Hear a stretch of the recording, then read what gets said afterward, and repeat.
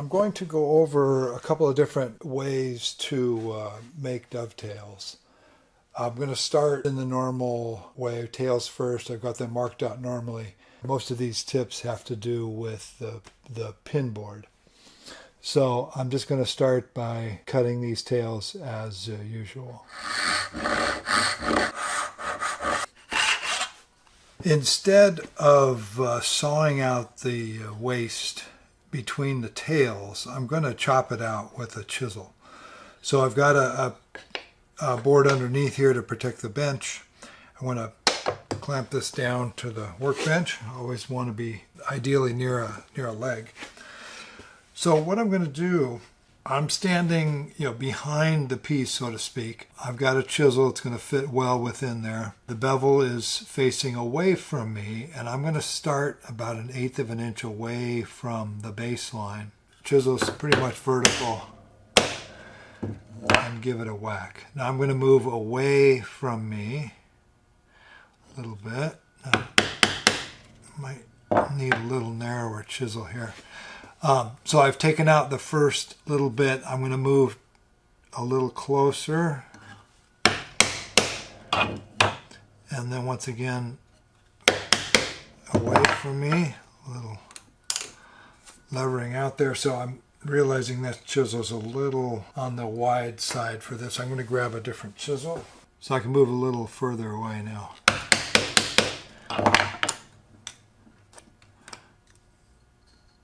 And each time I'm going to move a little closer to my baseline. So what I'm trying to do is of course move back to the baseline, and I don't have to chisel out all of this material. So now I'm maybe a 32nd from there. Get rid of some of that. And now I'm in my baseline. I'm angling slightly away from myself, from vertical a little bit, so that I'm undercutting a little bit. Okay. So I'll do the rest of that from the other side. I'll now move on to the next one.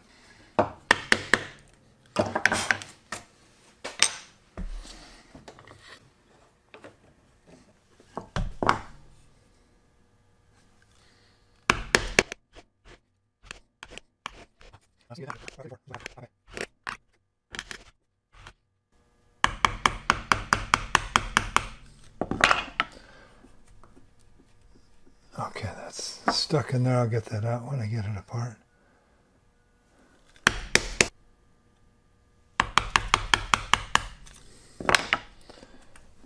Okay, we'll take that apart and get those out of there.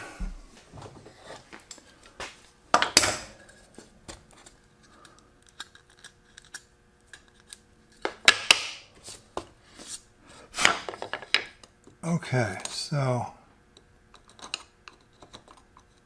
that method some people find is easier than sawing and then chiseling. So you might try it both ways and see what works for you. So that looks good. All right, next up we'll mark the pins. I'm going to use what's referred to as the blue tape method here. So I've got a piece of blue tape, blue masking tape. I'm going to put on here. I want to have it even with one edge. I basically want to cover this whole end with blue tape. And then I want to trim it to the size. So this is going to make it much easier to see where I need to saw. Now, the other part of this is a couple of jigs, and they have to do with aligning the parts here. So there are two parts to this jig. This is a square piece with a piece of in this case 1/4 inch MDF on top. Doesn't really matter what it is. What matters is that this hangs over the edge a little bit. So what I'm going to do, I'm going to align this on here like that. And when I put it in the vise, this edge is now sticking up out of the bench by this much. Now keep in mind this is square. So I'm just going to clamp that in the vise like that. Now I'm going to set like that, right? And that's still the same dimension. And I can use that to support the back end of the tailboard, right? So I go from that to that. This other jig is used to help me align this, right? Because I need to get it aligned this way and this way and this way. So this jig will handle all three of those issues. I'm going to put this up against here, and I want to align this piece with the baseline there.